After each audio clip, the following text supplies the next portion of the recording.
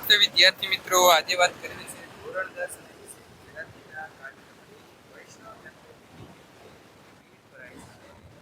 તેના કાવ્યના સંપૂર્ણ મિત્રો સ્વાધ્યાયન પોથીનું સોલ્યુશન મેળવીશું. એ પહેલા ચેનલની અંદર પ્રથમ વખત આવ્યા છો તો મિત્રો ચેનલને ખાસ સબસ્ક્રાઇબ કરી દો. વિદ્યાર્થી મિત્રો અહીં સર્જક જે આપણા કૃતિના છે નરસિંહ મહેતા એમનો પરિચય આપેલો છે તે વખતે તેની સાથે સાથે બીજું પણ આપણને ઘણી બધી માહિતી આપેલી છે તેને વાંચીને યાદ કરીશું. વિભાગ બી છે તેને જોડકા જોડીને ફરીથી લખવાના છે તો વૈષ્ણવ વંજન સાહિત્ય પ્રકાર તો આવશે પદ આદિ કવિનું બિરુદ મને મળ્યું હતું નરસિંહ મહેતા એટલે કે ડરવીશ. અહીંયા પેલા વિકલ્પમાંથી ખાલી જગ્યા પૂરીશું તો નરસિંહ મહેતાના પદોમાં ઉપનિષદ વાણીનું ભાષાબળ છે. વૈષ્ણવ જન એટલે તો વિષ્ણુનો ઉપાસક સકળ લોકમાં સૌને તો વંદે ભણે નરસૈયો તેનું દર્શન કરતા મૂળ એકોતર થાય. એક વાક્યમાં જવાબ લખવાનો છે નરસિંહ મહેતાના પ્રચલિત રચનાઓ કયા નામે ઓળખાય છે તો આવશે પદ. નરસિંહ મહેતાના પદો કયા નામે જાણીતા છે તો પ્રભાતિયા. વૈષ્ણવ જન કાવ્ય કોને અતિ પ્રિય હતું તો ગાંધી બાપુને. વૈષ્ણવ જન બીજા ઉપર ઉપકાર કરે છતાં પણ તેનાથી કયો ભાવ જાગતો નથી તો અભિમાનનો ભાવ જાગતો નથી. વૈષ્ણવ જન કોને વંદન કરે છે તો વૈષ્ણવ જન સકળ લોકમાં સૌને વંદન કરે છે. નરસિંહ મહેતા કોને ધન્ય ગણે છે તો નરસિંહ મહેતા વૈષ્ણવ જનની માતાને ધન્ય ગણે છે. રામ નામની શુભ તાળી રે લાગી તો પંક્તિનો અર્થ શું થાય તો વૈષ્ણવ જનનું જીત રામ નામની ધૂનમાં તન્મય હોય છે. મોહ માયા કોને સ્પર્શી શકતા નથી તો મોહ માયા વૈષ્ણવ જનને સ્પર્શી શકતા નથી. નકાર માટે કવિએ કયા કયા શબ્દો પ્રયોગ્યા છે તો નકાર માટે કવિ નવ જેવા શબ્દો પ્રયોગ્યા છે. નરસિંહ મહેતાના પદો કયા છંદમાં રચાયેલા છે તો નરસિંહ મહેતાના પદો અંત્યનુપ્રાસ છંદની અંદર રચાયેલા છે. પ્રશ્ન નંબર ડ નીચે આપેલા પ્રશ્નોના 3-4 વાક્યોમાં ઉત્તર લખો. તો નરસિંહ મહેતા કોની માતાને ધન્ય ગણે છે? જે સકળમાં સૌના માટે વંદન કરવા યોગ્ય છે, જે કોઈની નિંદા કરતો નથી અને જેના મન વચન અને ચારિત્ર નિર્મળ છે એવી વ્યક્તિની માતાને નરસિંહ મહેતાજી છે તે ધન્ય ગણે છે. પરસ્ત્રી જેને માત્રે એવું નરસિંહ મહેતા સાથે કહે છે. તો પરસ્ત્રી જેને માત્રે પંક્તિ વિષ્ણુવંચનની નિર્મળ દ્રષ્ટિને વ્યક્ત કરે છે. સૌની તરફ સંભાવ અને સમદ્રષ્ટિ રાખે છે. તે પરસ્ત્રી તરફ કુદ્રષ્ટિ કરતો નથી. પરસ્ત્રીની માતા ગણે છે. વૈષ્ણવજન કાવ્યમાં વૈષ્ણવજનનો કયો ગુણ તમને વધારે ગમ્યો? સાત. વૈષ્ણવજન કાવ્યમાં વૈષ્ણવજનનો ઉદ્ધાર કરવાનો ગુણ મને વધારે ગમ્યો કારણ કે વૈષ્ણવજન બીજાના દુઃખ દૂર કરવામાં પોતાની જાતને સમર્પિત કરે છે. એ વ્યક્તિ બીજાના દુઃખો દૂર કરી કશોક કાર્યના ભાવ કે ઉપકારનો ભાવ પોતાના મનમાં ઉત્પાદતો નથી.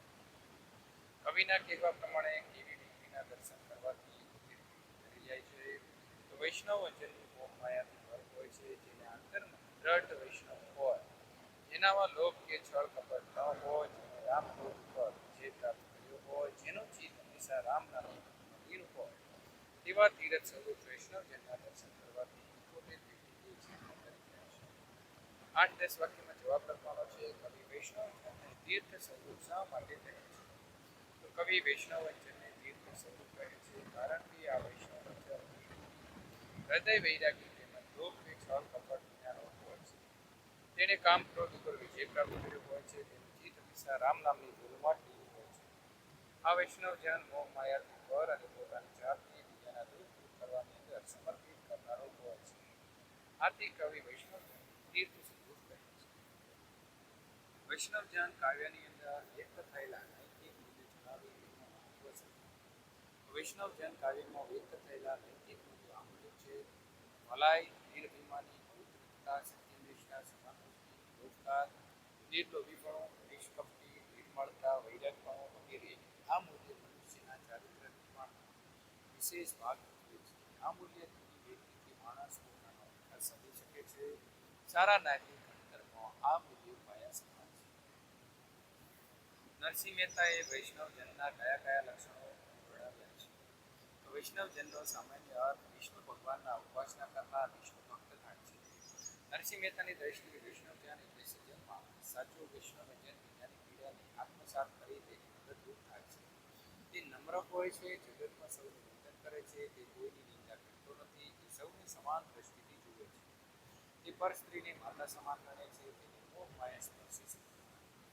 તે સદાય રામ નામની ધૂનમાં તન્મય હોય છે.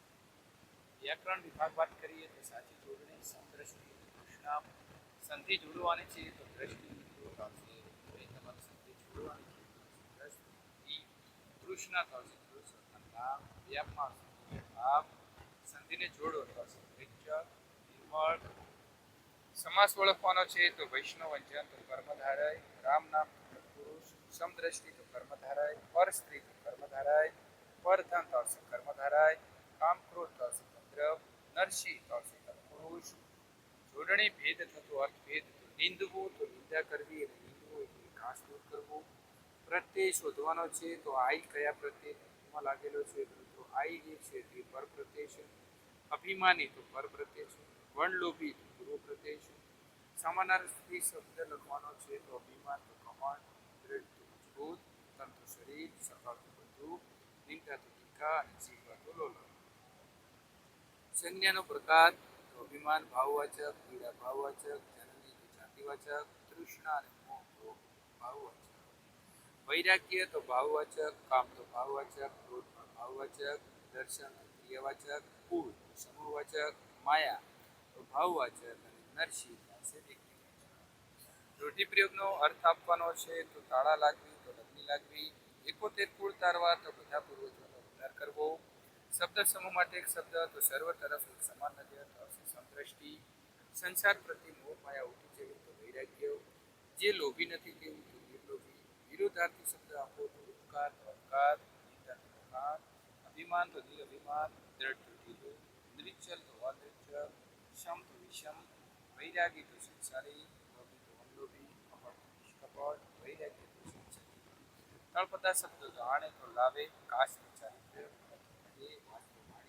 દર્શન તો દર્શન તીર્થ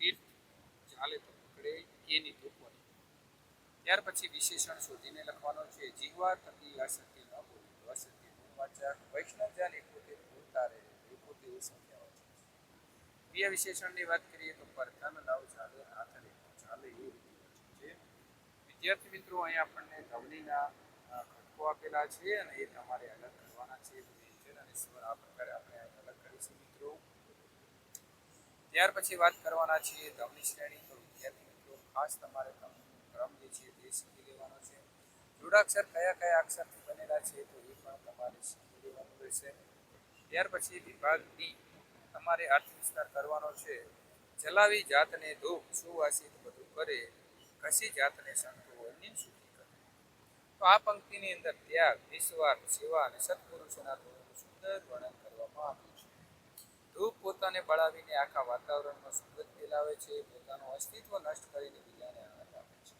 તેવી જ રીતે સંત મહાન વ્યક્તિઓ પોતાનું સર્વસ્વ સમર્પિત કરીને સમાજ માટે ઉપયોગી કાર્ય કરે છે તેઓ જાતે તકલીફ સહન કરે છે પણ બીજાને સુખ આપે છે સંતો પોતાના સમય સંપત્તિ અને શારીરિક શ્રમનું બલિદાન આપી બીજાનું કલ્યાણ કરવા સતત પ્રયત્નશીલ રહે છે તેઓ પોતાના સ્વાર્થને ભૂલી લોકહિત માટે જીવે છે તેવી આ ત્યાગ ભાવના તેમને મહાન બનાવે છે જેમ પથ્થર ઘસીને ભગવાનની મૂર્તિ બને છે તેમ સંતો પોતાની જીવન સાધનાથી અન્યથી અન્ય જીવન લાવે છે સાચા સંતો સમાજના દીપક સમાન છે પોતે બળે છે પણ બીજાને પ્રકાશ આપે છે તેઓ કદી પોતાની પ્રશંસા નથી કરતા પણ તેમનું કાર્ય સ્વયં તેમને માન આપે છે તેમની નિમિત્તે સમાજમાં શાંતિ પ્રેમ અને સુખદ જીવન સંસ્કૃતિનો પ્રસાર થાય છે આ પંક્તિઓ આપણને પ્રેરણા આપે છે કે આપણું જીવન પણ એવું બને છે કે જ્યાં આપણે પોતાનો થોડીક આહુતિ આપી બીજાના જીવનમાં ખુશી અને અર્થ લાવી શકીએ તો વિદ્યાર્થી મિત્રો આ જ પ્રકારના આગળના ચેપ્ટરના સોલ્યુશનો મેળવવા માટે અહીં આપેલી એન્ડ સ્ક્રીન પર ક્લિક કરીને મેળવી શકશો